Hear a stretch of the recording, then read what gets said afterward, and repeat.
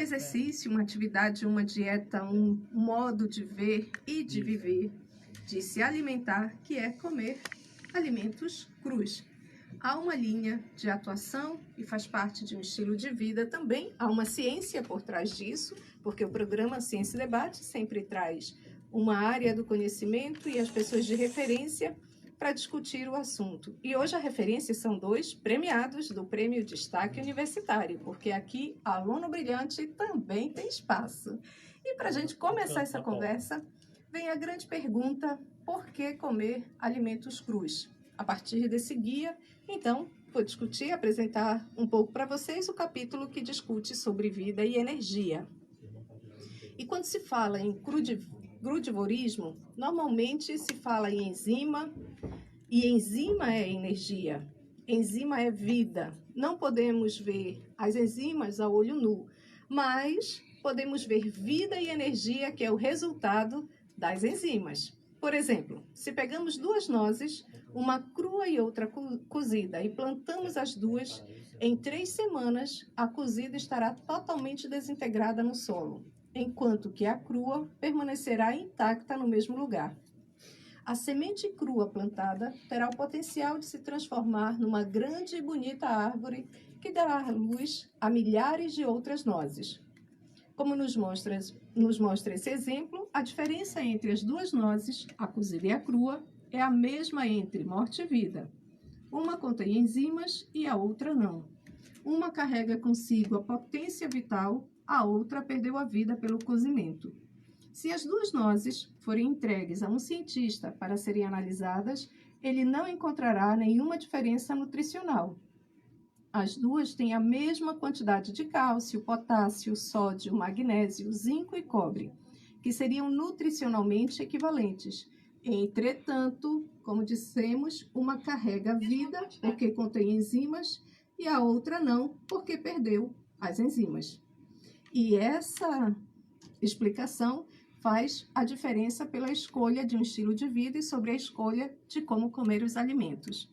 E na continuidade da leitura, então, para entendermos melhor como as enzimas funcionam, vamos fantasiar uma história. Num bonito dia de verão, você está passando por um pomar à procura de maçãs, mas elas ainda estão verdes, escondidas entre as folhas. Você não pode vê-las facilmente, nem mesmo sentir o cheiro. Aí você volta ao pomar no outono e as maçãs já estão grandes, vermelhas e com aquele cheiro gostoso. Elas parecem chamar por você. Ei, olhe para mim, me cheire, me coma. Você entende que uma maçã ser comida por um animal ou por um ser humano significa a construção da vida. Aí você escolhe a maior e mais vermelha e dá uma mordida. A maçã está cheia de enzimas vivas. Enquanto você a saboreia, as enzimas, como minúsculos trabalhadores com a mala cheia de mágicas, ferramentas de cura, trabalham no seu corpo. Você sai andando e as enzimas vão agindo no seu corpo como um time, trabalhando aqui e ali, se detendo mais naquele ponto onde é necessário mais atenção. Você se sente bem e cheio de energia, porque a maçã que você comeu contém suas próprias enzimas que vão ajudar na digestão. Seu corpo não precisa fazer nenhum esforço extra para digerir a maçã. Mais tarde, ela sai do seu corpo em forma de fertilizante e a vida prossegue. Assim é que você participa do ciclo da vida.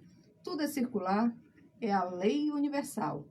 E dentro dessa história, então, há uma moral, que justifica a escolha prioritária de alimentação, que são os alimentos crus.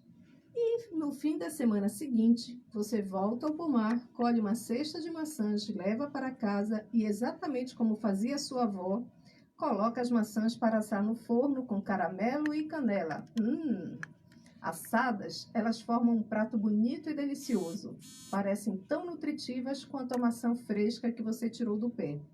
Mas não é. As maçãs que você cozinhou tiveram suas enzimas destruídas pela alta temperatura. Você come a doce maçã assada, que o caramelo e a canela estimularam o sabor, criando em você uma sensação de grande prazer.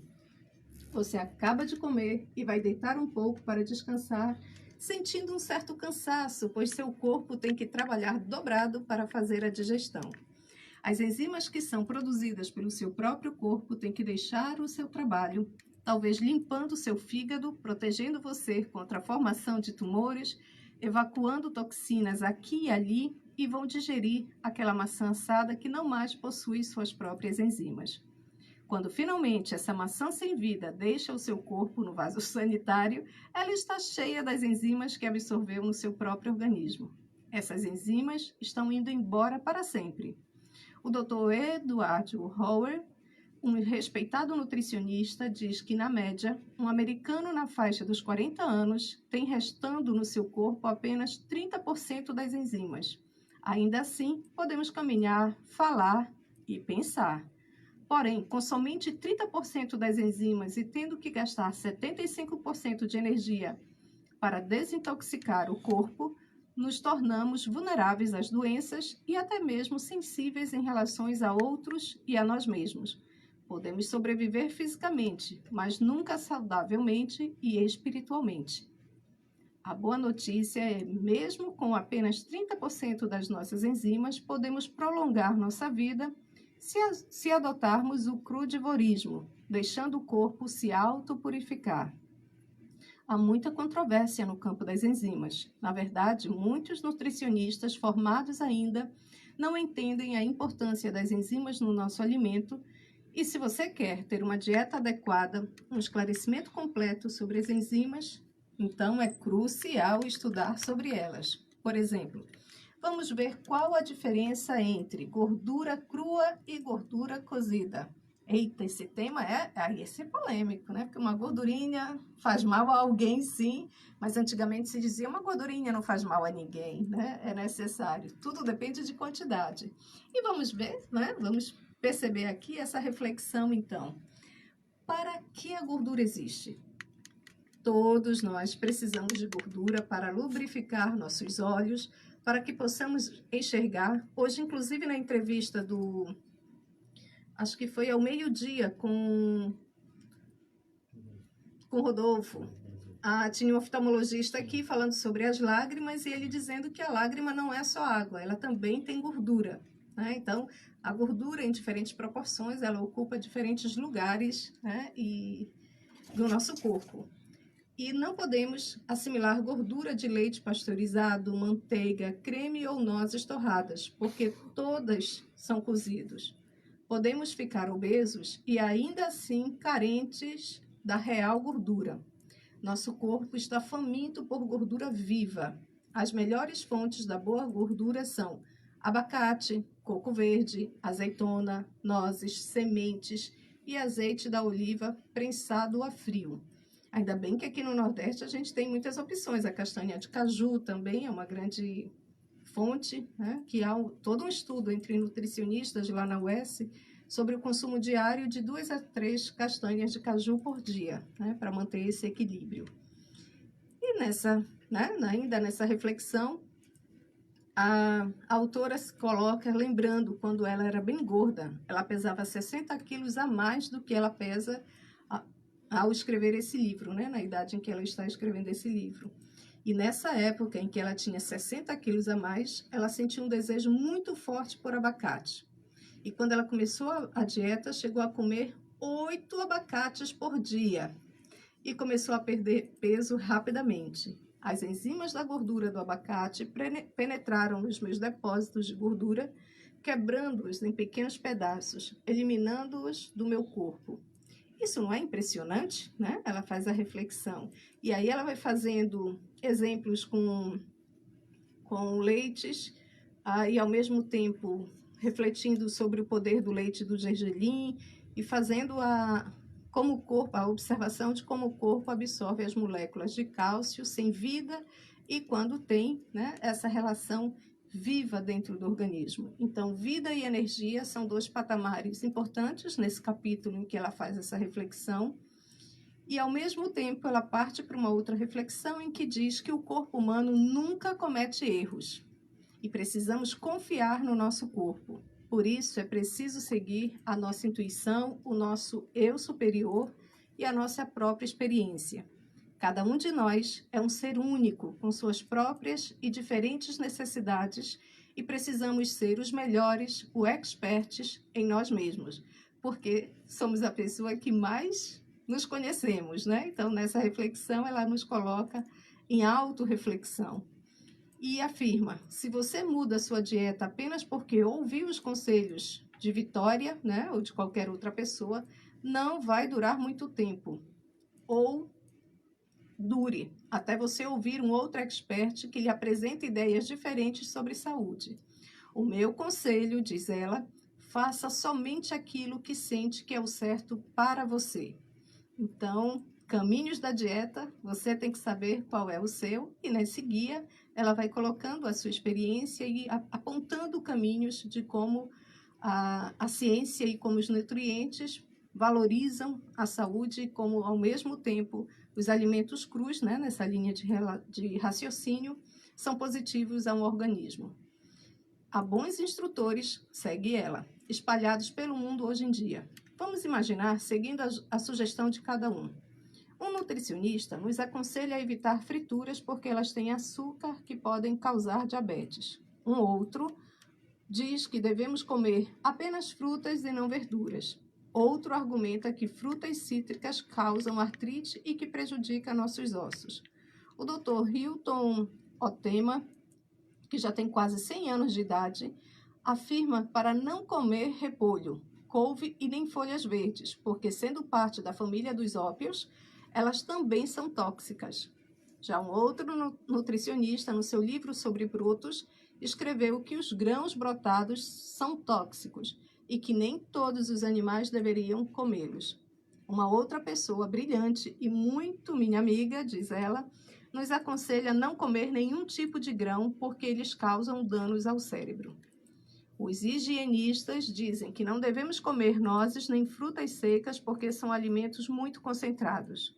Ouvi um outro professor muito popular na área do crudivorismo dizer que não devemos comer cenoura, nabo, nem raízes, porque são híbridos e o corpo não os reconhece como alimentos. Se seguirmos os conselhos de todos os bons professores, o que nos restará para comer? Em vez de crudívora, eu me tornaria breathiri, ou alguém que vive só do ar que respira. Já pensou como é confuso? A única solução é ouvir o seu próprio corpo. Você vai montando essas receitas, vai ouvindo, experimentando e vai sentindo as mudanças e essas percepções dentro do corpo. E aí, então, ela coloca uma relação de que vai apresentar uma experiência. Se você fosse uma barraca de frutas orgânicas agora, que fruta escolheria? Pera, maçã, laranja, figo, mamão, banana, uva, abacate, manga ou cereja? Será que todos que estão lendo esse livro, né, ou ouvindo agora a leitura desse capítulo, vão pegar a mesma fruta? Provavelmente que não. Somos todos indivíduos únicos. Seu corpo sabe do que você precisa. A fruta que você escolhe é aquela que ele está pedindo naquele dia. Seu dever é dar ao seu corpo aquilo que ele precisa. Amanhã ele pode querer a mesma fruta ou uma outra coisa nova. Deixe que ele comande, que é aquilo que ela chama lá no começo do capítulo, falando sobre a intuição.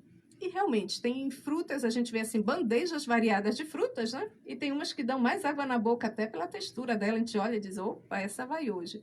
Hoje eu peguei uma manga, que paraense não resiste a uma manga caída do pé. E tinha caído, como eu fui dar aula no Uninta, né? Tinha uma manga desse tamanho caída. Ora, já tomei o suco. Eu vim pra cá com 2 sucos de manga caído do pé fresquinho lá do Uninta. Então, quando não tem o carro embaixo, né? É uma alegria. Quando tem o carro, aí é um problema. Mas estava uma delícia a fruta. Então, é dentro deste raciocínio que a gente vai construindo esse espaço e essa orientação que a autora faz a reflexão. Esse trabalho, que são 12 passos para o crudivorismo, é como se fosse um guia de 75 páginas, e está disponível na internet, você pode, da Vitória Boltenco, que você pode também ter acesso e ouvir, né? Conhecer um pouco mais e ouvir o seu corpo, que é uma das grandes mensagens que ela coloca nessa reflexão. E daqui a pouco a gente vai ter a hora da entrevista, às 20 horas aqui, na Rádio Paraíso FM, porque esse tema vai entrar no debate, assim também como um dos temas de saúde que mais vem se discutindo ultimamente, tanto com crianças quanto com adultos, que é a intolerância à lactose. E até que ponto, né, o campo da pesquisa da nutrição e os produtos estão sendo inovadores? Será que a gente tem novidade aqui em Sobral, né? Será que tem mentes pensantes trazendo novidades? Digo que sim, a gente vai conhecer já já aqui na entrevista da semana. Nós vamos para um rápido bloco comercial e a gente vai começar um pouquinho antes dessa entrevista, porque aqui está bem cheio e é do jeito que eu gosto. Então, até já, vamos para um rápido bloco comercial. Até daqui a pouco. Eu ganho 5 minutos ainda com vocês, né? A gente vai começar mais 5 para as 8. Esse aqui já foi, lembrar da promoção. Deixa eu ver, tem 1, 2, 3,